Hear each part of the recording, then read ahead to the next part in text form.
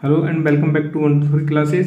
रासायनिक अभिक्रिया एवं समीकरण के जो बैक साइड क्वेश्चंस हैं उनकी वीडियो है। इससे पहले 15 क्वेश्चन तक हम 3 वीडियोस में करा चुके हैं। अब ये है हमारी लास्ट वीडियो जिसमें हम 16 से लेकर 20 तक के कौन डिस्कस करने वाले हैं। तो क्वेश्चन नंबर 16 हमारा है, ऑक्सीजन के योग या ह्रास के आधार पर निम्न पदों की व्याख्या कीजिए एवं प्रत्येक के लिए उदाहरण लिखिए। तो पहली है हमारी उपचयन यानी ऑक्सीकरण अभिक्रिया और दूसरी है अपचयन अभिक्रिया। तो पहली देख लेते हैं हम ऑक्सीकरण यानी उपचयन। जब किसी अभिक्रिया में पदार्थ में ऑक्सीजन की वृद्धि या हाइड्रोजन की कमी होती है, यानी ऑक्सीकरण क्या कहलाता है, जब किसी अभिक्रिया में यानी कोई अभिक्रिया हो रही है उसमें जो पदार्थ है यानी कि जो भी भाग लेने वाले अभिकारक और उत्पाद हैं उनमें ऑक्सीजन की वृद्धि होती है और हाइड्रोजन की कमी होती है, यानी या तो ऑक्सीजन बढ़ जाएगा या फिर हाइड्रोजन कम हो जाएगा। तो ये होती है हमारी ऑक्सीकरण अभिक्रिया। तो हमारा पहला उदाहरण है 2Mg यानी मैग्नीशियम प्लस O2 यानी ऑक्सीजन।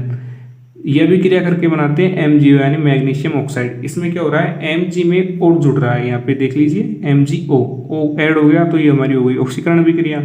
सेकेंड है हमारी CuO प्लस H2 यानी कॉपर ऑक्साइड प्लस हाइड्रोजन।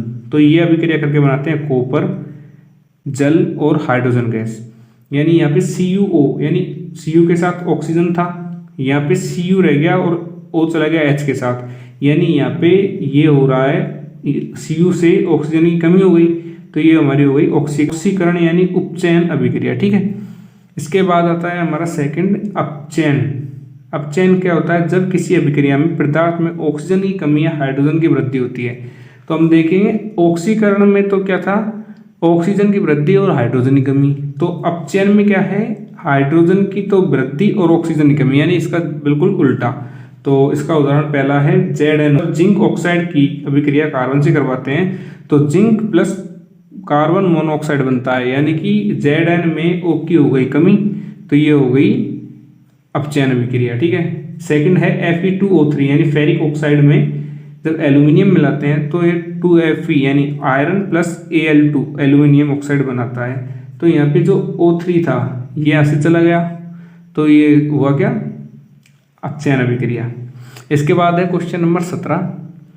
जब यानी एक भूरे रंग का चमकदार तत्व X, यानी कोई भी एक तत्व है जिसका नाम हमें पता नहीं है इस क्वेश्चन में, तो उसे हमने X मान लिया, तो उसको वायु की उपस्थिति में जब गर्म करते हैं तो वह काले रंग का हो जाता है। यानी कि जब ऑक्सीजन की उपस्थिति में उसे गर्म किया जाएगा तो वह काले रंग का हो जाएगा। तो इस तत्व X तथा उसके काले रंग के यौगिक का नाम बताइए। यानी कि हमें बताना है जो तत्व X है, यानी ऐसा कौन सा तत्व है जिसको ऑक्सीजन की उपस्थिति में अगर हम गर्म करेंगे तो वह काले रंग का हो जाता है। तो इस तत्व X का नाम कॉपर यानी Cu है, एवं काले रंग के यौगिक का नाम कॉपर ऑक्साइड है यानी CuO।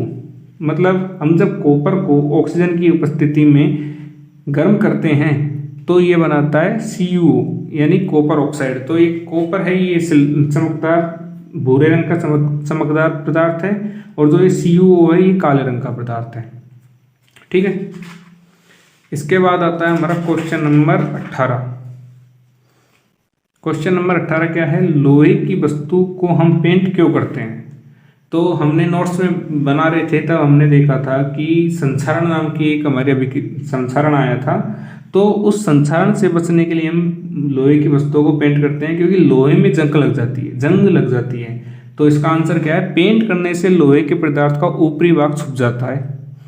पेंट करने से लोहे के पदार्थ का ऊपरी भाग छुप जाता है, जिससे वह वायु या आर्द्रता की संपर्क में नहीं आता है, जिसके कारण उसमें जंग नहीं लगती है। तो इस पेंट करके हम जंग लगाने से बचाने के लिए लोहे की वस्तुओं के ऊपर पेंट करते हैं। ठीक है, इसके बाद है हमारा क्वेश्चन नंबर 19। तेल एवं वसा युक्त खाद्य पदार्थों को नाइट्रोजन से प्रभावित क्यों किया जाता है।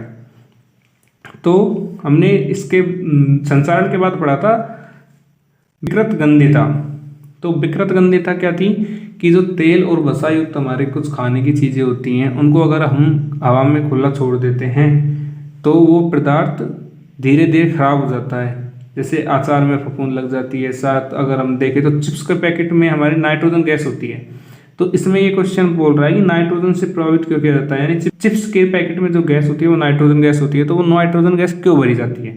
तो यहाँ तेल एवं वसा युक्त खाद्य पदार्थों को वायुरोधी बर्तन में अथवा नाइट्रोजन गैस में रखा जाता है। ताकि खाद्य पदार्थ ऑक्सीकृत होने से बच सके तथा लंबे समय तक गंधिता से बचा रहे और हमारे खाने के या यूज लेने के योग्य बना रहे। ठीक है, इसके बाद क्वेश्चन नंबर हमारा लास्ट क्वेश्चन है, वो है क्वेश्चन नंबर 20। तो निम्न पदों का वर्णन कीजिए, प्रत्येक का एक उदाहरण दीजिए। यानी पहली है हमारी संसारण, जो हम क्वेश्चन नंबर 18 में भी देखा था, लोहे का जंग लगना वो संसारण था। तो वैसे ही संसारण पहली है, तो इसका है वह प्रक्रिया जिसमें धातु वायु नमी से धीरे धीरे अभिक्रिया करके खराब हो जाती है, संसारण कहलाती है। सामान्यतः यह एक विनाशकारी प्रक्रम है। हाँ, क्योंकि जब लोहे में जंग लग जाती है तो लोहा कमजोर हो जाता है और धीरे धीरे करके वो खत्म हो जाता है, तो एक विनाशकारी पदार्थ अभिक्रिया है। तो इसमें देखते हैं Fe + O2 + H2O, यानी कि ये है लोहा, ऑक्सीजन और पानी, ये तीनों मिलके 2Fe2O3.H2O बनाते हैं, यानी ये हमारे जंग का फॉर्मूला। ठीक है, इसके बाद है सेकंड हमारा विकृत गंधिता। तो जब वसा युक्त तेल खाद्य सामग्री को जब लंबे समय तक रखा जाए तो यानी ऑक्सीकृत होकर अपना स्वाद और गंध खो देती है, यानी अपना स्वाद गंध खो देती है, तो वह खाने योग्य नहीं रहती है। इसे हम क्या कहते हैं? विकृत गंधिता। तो विकृत गंधिता का उदाहरण है सब्जी में कुछ समय बाद खराब हो जाना, सब्जी और कुछ भी खाने पीने की चीज़ें हैं वो खराब हो जाती हैं। तो ये हमारा लेसन नंबर 1 कंप्लीट होता है। और